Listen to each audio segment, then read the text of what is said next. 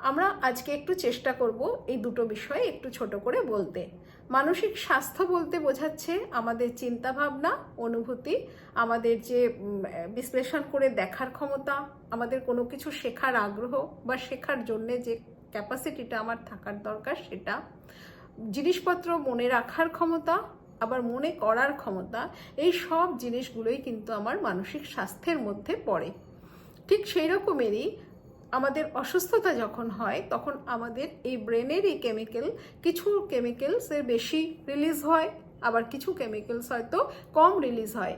এই যে ইমব্যালেন্স একটা তৈরি হয় তখনই কিন্তু সেখানে অসুস্থতা দেখা যায়। অনেক সময় দেখা যায় যে অসুস্থ হলেও আমরা দীর্ঘদিন ট্রিটমেন্টে যাচ্ছি না একটা স্টিগমার জন্যে। অনেক সময় হয়তো বুঝে উঠতে পারি না যে ঠিক কী হয়েছে বা আদৌ কার কাছে যাব সেটা নিয়ে।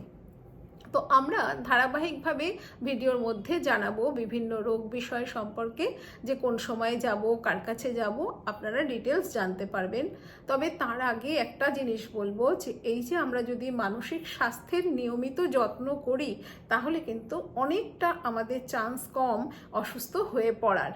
তো আমরা এখানেও সেই ছোট ছোট ভিডিওর মাধ্যমে জানাবো যে আমরা কিভাবে নিজেদের মানসিক স্বাস্থ্যের যত্ন নেব।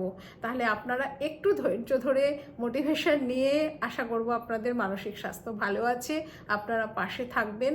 আমরা চেষ্টা করব ছোট করে করে ভিডিওর মধ্যে দিয়ে আপনাদের এই বিষয়গুলো সম্পর্কে জানাতে। আপনারা নিজেদের জীবনে প্র্যাকটিস করবেন, তারপরে পাশের লোককেও সেটাতে উদ্বুদ্ধ করবেন। ধন্যবাদ।